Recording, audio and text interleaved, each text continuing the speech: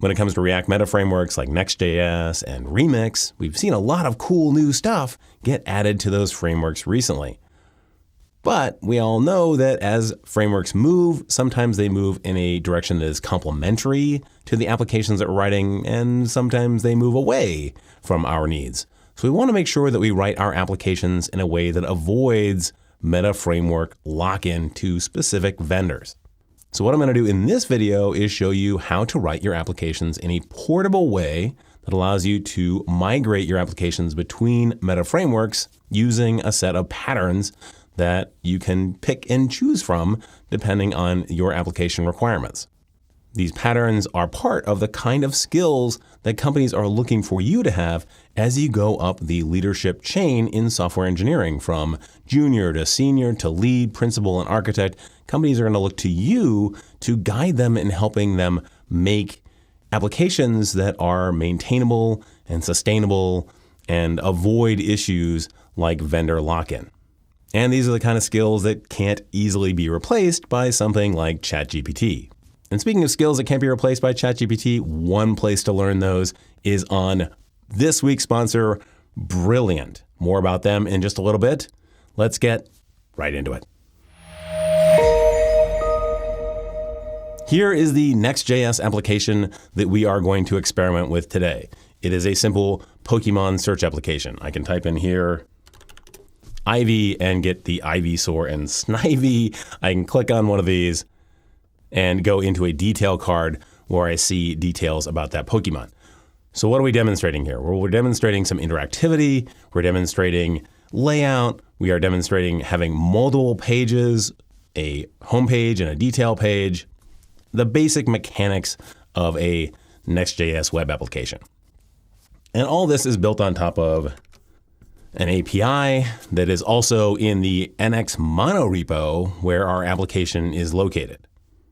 And a monorepo is actually the first pattern that I want to talk about, because having your code in a monorepo helps with your developer experience, because you can download all of your code in one go, have everything you need right there, including your microservices and your applications all ready to go. And it helps with reuse of any kind of code between your applications. It can be UI code, it can be business logic code, it can be validation code. Any code can be shared between applications really easily using a monorepo setup like this one with NX, or TurboRepo if you want to use that technology as well. So even if you're not interested in avoiding vendor lock-in, a monorepo is going to help you share code between deployed applications. You can have a Next.js application for the web. You could have a React Native application that uses potentially some of the same UI code, or at least the same business logic code, or the same network code between your different applications. You can have a capacitor application in there. That's all very easy to do in a monorepo setup. So let's go take a look at our monorepo. So this is the NX monorepo that you'll find in the GitHub project associated with this channel in a link in the description right down below. We have an apps directory that has the Pokemon BFF, or backend for front-end service. That's basically just an Express app.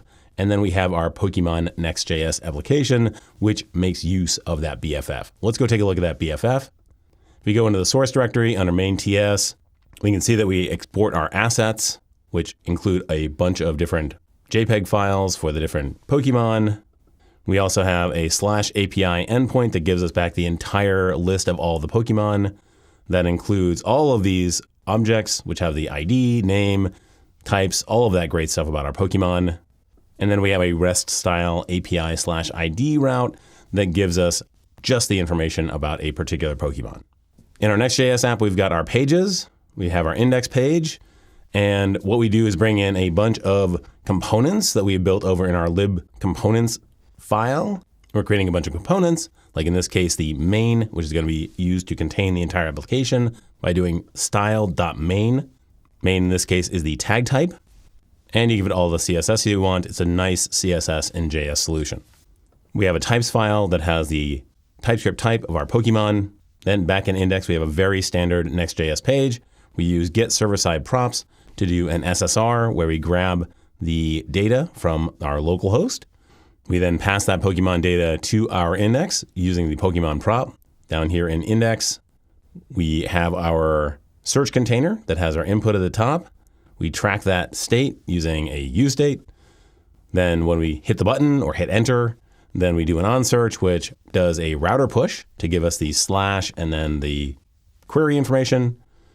And then down here, we format all of the Pokemon in cards. Pokemon cards are specified here as a mini card. That is another emotion styled component, and responsive image, same thing. And then you can use this link to link to those, and that goes over to our Pokemon page where we do essentially the same thing. We have a get server-side props there, and then we give the detail page. To run this, we're going to bring up the terminal and then use the nx run many command to run all of the projects and run the serve script on them all. So that would be both the API and our Next.js app. And it looks like everything's working just fine. So from an architectural standpoint, I would say that we are fairly tightly coupled with Next.js at this point. We have get server-side props for our pages. That's a Next.js specific function to go get server data. We are using the link from NextLink to give us a SPA-style functionality on the page. So a fair linkage to Next.js. I mean, this is not a big application yet. So let's see if we can go and extract the fundamentals of this application out into a package. So the first thing I'm going to do is go into the console, and then I'm going to run a generator command. So that's nxg for generator, and then give it the pattern. In this case, I want a React library, and we're going to call that Pokemon UI. Now we get to define what kind of CSS we want. I'm going to use emotion for that, so that it links up between those two. And I'll say that we don't want testing, and we don't want to use any bundling. We are just going to bring this into the application. It's not going to be independently bundled. All right, looks like we have our library. That is now located over in libs. We have Pokemon UI, and let's go take a look at what's in there. We had a source, a Pokemon UI.tsx. Now, the first thing you want to do when you're trying something like this is to make it easy on yourself. Take the thing that has the lightest coupling to the framework, probably in this case the components, and extract those out into this package. So that's what we're going to do. We're going to go over into our Pokemon Next.js, into our components, and we're literally going to move all of this code into our library. I'm just going to lift it up and move it across. And then I'm going to expose that via this index.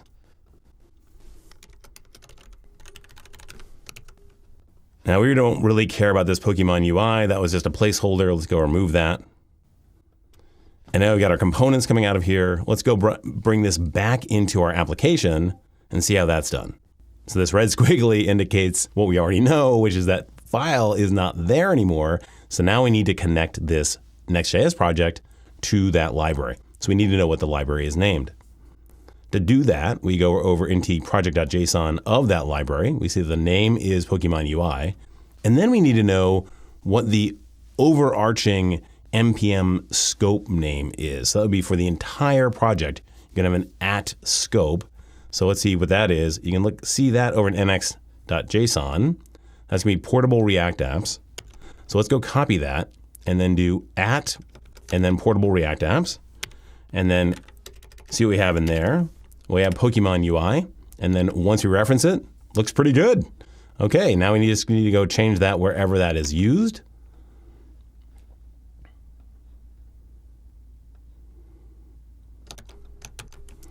Let's hit save, and then restart everything.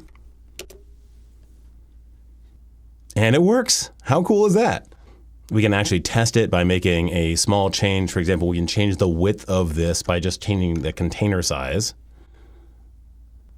Go over into our components, and we can see that the max width here is 800 pixels. Let's just remove that and let it take up the entire screen. Hit save, go back into our arc, and now there you go. It takes up the entire screen. You get hot module reloading, great developer experience. I didn't even have to do any npm work to link these things together. How easy is that? That is really nice.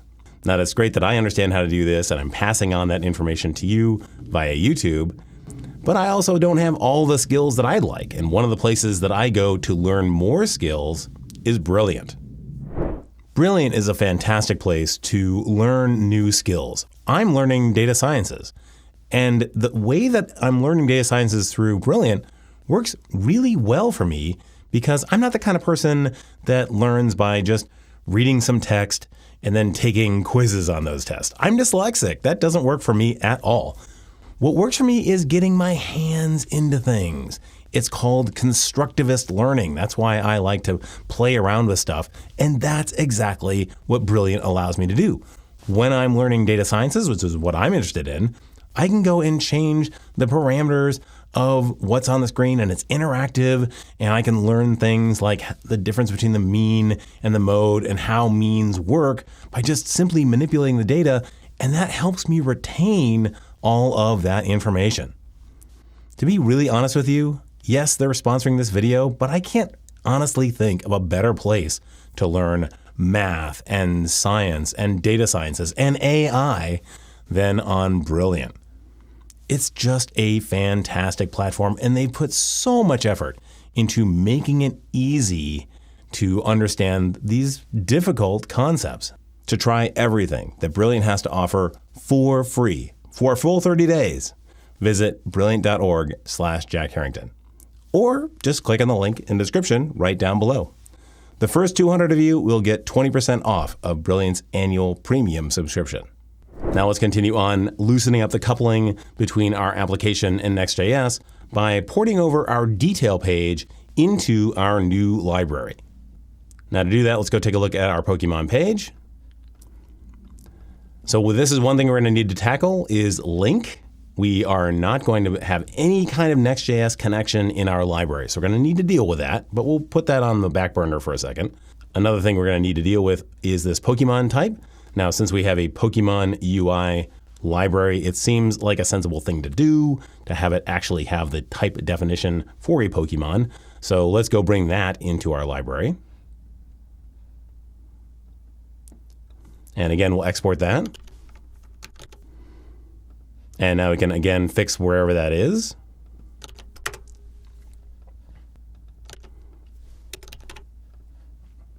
All right, so it looks good so far. So what are we doing in here? Well, we've got two things going on. We've got our get server-side prompts. We have a data loading functionality, and then we've got our display. So let's go and just grab all of this and take it over and put it into our UI package. We're gonna put this in the details file, paste it in there, and we're not gonna have a default export because all of our exports are going to be named. So our get server-side prompts in this case, let's call it detail loader. And instead of a request, we want to be less connected to Next.js, so let's just say that we have an ID. And we will have our Pokemon detail, but we need to export that. And this actually works, although in all honesty, we could just import it from the local files, so let's just do that. And of course, we don't want to have any connection to Next, so we need to remove that link. And let's not worry about what we're going to do about that in the moment. So let's just go and remove that section of the code by commenting it out. And everything else looks pretty good. So let's save that out and then bring it into our index. And then we'll go over to our Next.js application and into our detail route. And so now what do we need to bring in? Well, we need to bring in Pokemon detail, as well as the detail loader. And now let's change the page name to Pokemon detail page. All right, good. We're probably also gonna need to bring in that Pokemon definition. And then down in get server-side props, we just need to call that detail loader with the ID. Pretty clean. And then let's see, Pokemon detail. Let's go and replace the contents of that div with Pokemon detail and give it the Pokemon. Okay, let's see. Nice. And it doesn't have the back button, which proves that it's going to that library. Rock on. So now I've gone a pretty good way to loosen up the linkage between Next.js and our presentational logic. But of course, we still have this issue of link. Now, when I think about Next.js or Remix, they have slightly different ways of doing a link, in this case, a SPA link. So what we want to do is have some way of putting a shell around our UI, and that shell would then tell the nested components what the environment that they're working in is, or give them, in this case, that link component, so that as we move this to Remix, we can give it a different implementation of that link component and then adapt it so that it works in that context. So what we really want to do is create an environment context. So let's go build that out and see what that's going to look like. So over here in our lib, I'm going to create a new file called environment context. And into there, I'm going to create a new context. We'll call it environment context. And one of the things that it's going to provide to the children of that context in this case is an implementation for link. And let's see, what do we want our link to be? Well, we want it to have, as an example, an href. Some routers call it to, some routers call it href. Let's just agree on href currently because we're just dealing with Next.js and we kind of want that port to be as lightweight as we can. So we're going to call it href. And then we want it to have any children and render those out properly. And then when we don't have anything at all, we're just going to say that link is null, but we are going to use this in our Next.js application, so that's never going to be the case. So let's hit save on that. And then go over to index, add that. And now we can go bring that into our ID page.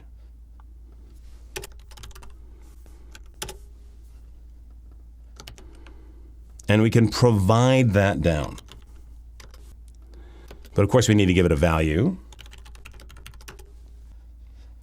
which means that we need to give it a link. So let's go create a link. In this case, we'll call it link wrapper because you can't override link, or you could rename link and whatever, it doesn't matter. So we'll call it link wrapper. It's just going to have exactly the same interface. It's going to have href and then children, and then it's going to return a link that works in Next.js. Now let's pass that on. All right, seems like it's happy with it. Now to test that, let's go over to details and then bring back in link. But where do we get link? Well, in that case, we need to use the context that we created to get that link. So let's go bring in our context as well as use context. And now we'll get link from our use context. And let's see how we go. All right, we have our back button. Let's hit back. And it works. This pattern right here of having an environment context that you can reuse code between different contexts using an environment context like this is an incredibly powerful concept. When you think about using React in something like Capacitor, where you have local access to the file system or the camera in an embedded form, you can go and have an environment context that says, okay, now you have access to the camera, or in the website, now you don't have access to the camera, and your interior code can dynamically change, but you can still reuse a lot of that code. It's an incredibly powerful concept. If you've learned one thing from this video, it's this environment context concept right here. All right, let's continue on. Let me clean up a little bit here. And we'll jump down into our index. And we're going to do effectively the same thing here. But this time we have connections to two different things in Next.js. We have our link that we had before that we're going to use our environment context to handle. And then we got our use router. So let's take a look at use router and see how we're using that. Well, we're using use router when we do this on search. And then we're just using a push to push on the most recent query. Okay, so I think for this one, we're just going to use the standard React paradigm of sending a prop in. And let's just see how that works. Okay, let's go take this code and bring it over into our Pokemon UI. And we'll call this search.tsx. Again, we are going to remove the defaults because we don't have any defaults. And let's see, we want to export the function of index. Let's call this search. It's going to take Pokemon. Not sure why that's not defined. Fix that real easy. Again, we'll go with local files. We don't want anything from next. Let's see, get server-side props. Let's call it search loader. And this is going to be the query string. Make it optional. Okay, it looks pretty good. So we have our props returning, awesome. Now we got our Pokemon card, that's fine, that's good. We got our link. Okay, so again, we got to bring in that environment context. Let's go over to our details, copy out that code, bring in use context, and then get our link. Cool, okay, looking good so far. So now, ooh, there's our use router. Okay, so what do we need to do? Well, we need to have like an on search, which basically does on search here, except that we want to give it a value. And so in here, we're going to say on search. If it exists, then pass along search. And we'll call that on do search. All right, we'll get rid of use router. All right, and it looks like we also need an initial query search, so let's bring that in.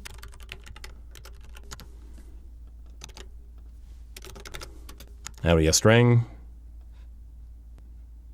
Make it optional. Okay, looks pretty good. So let's go now and export this. Okay, let's bring that over into our app. So now we're going to bring in search, as well as the search loader. Let's go fix our get server-side props first.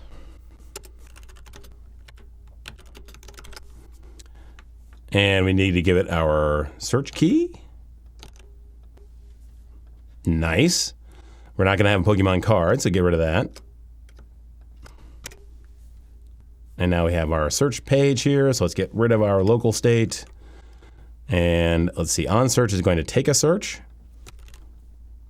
And then we're going to replace our UI. Looks like we're missing a few more things. Let's take a look. So we need to pass through the Pokemon. We also need that initial search value. Is there anything else?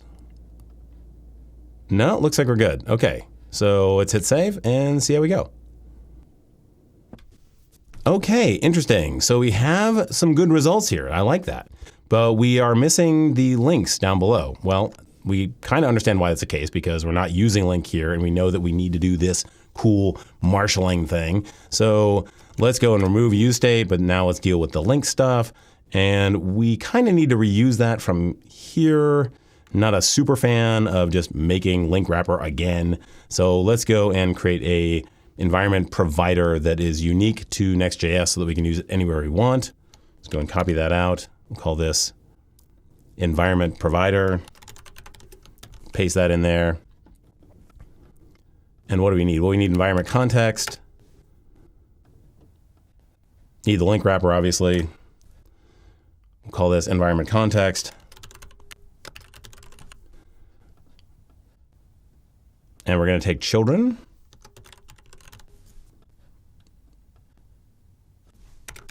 And drop them in there.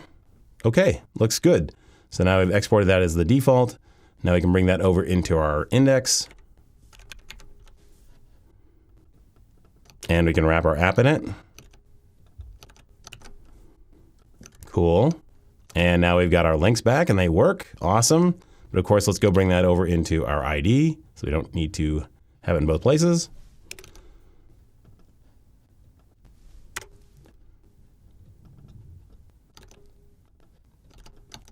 Oh, wow. So there we go. Wow. You have the ID page that now fits on a literal YouTube code screen page. And we've got the index.tsx, which almost does exactly the same size of code. And now we have decoupled our business logic and our application from Next.js specifically. Now, any environment that can host a link and can manage routes can host our code. So now that we have our business logic and our UI extracted from our Next.js application, what can we put it in? Well, let's go put it in a Vite application because it's interesting to see if we can go and take a SSR application and turn it into a client-side application and see how easy that is. So let's go and build our Vite application first. To do that, I'm going to create a React app called Pokemon Vite, with a bundler of Vite. I'm going to say that we want to add React Router. And that's because we want React Router to handle all of the, the slash stuff. Though main on slash should go to a home component and slash Pokemon slash ID should go to a detail component. Now I'm going to remove the E2E stuff since we don't really need that. And then I need to put this on a different port. So let's go change that. So I need to put that on serve is going to go to options. Put that on port 4201. All right, let's see how that does.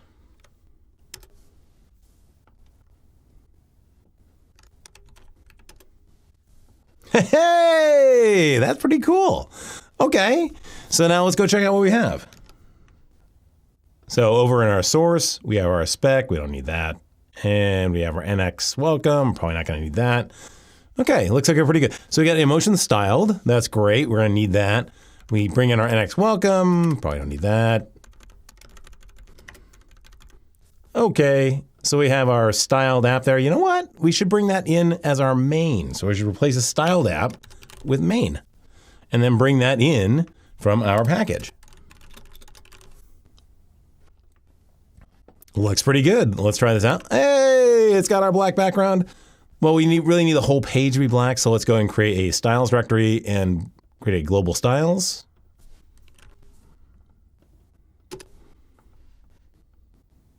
And we'll bring that into our app.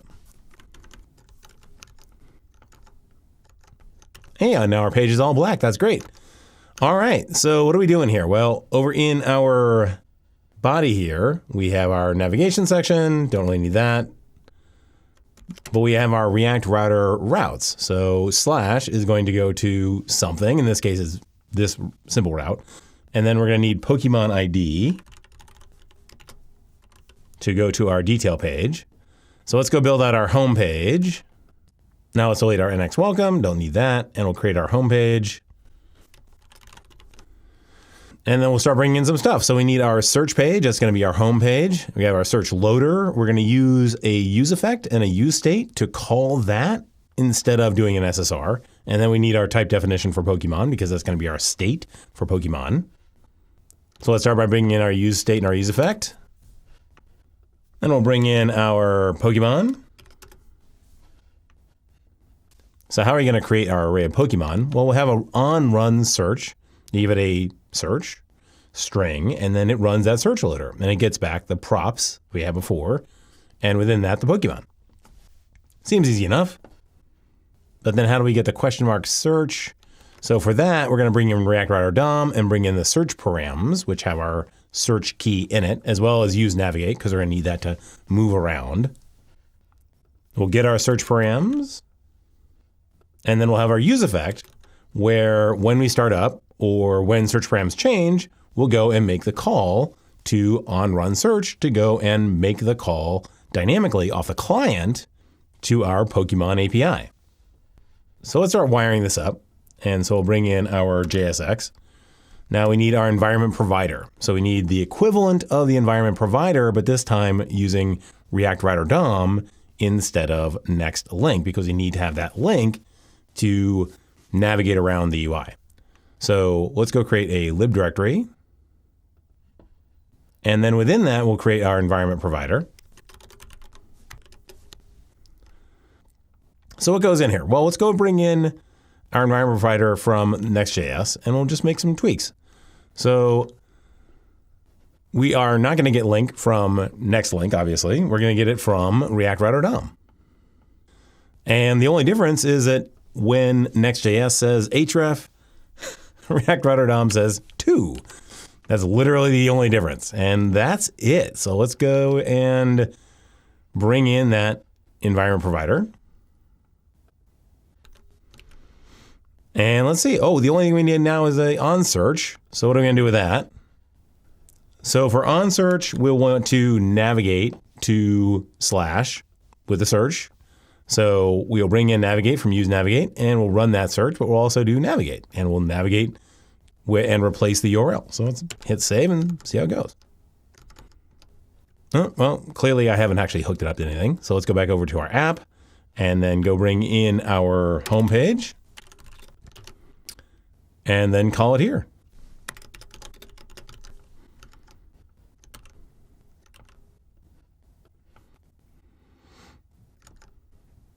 Oh, looks like we don't provide a default export, so let's go and provide a default export for that.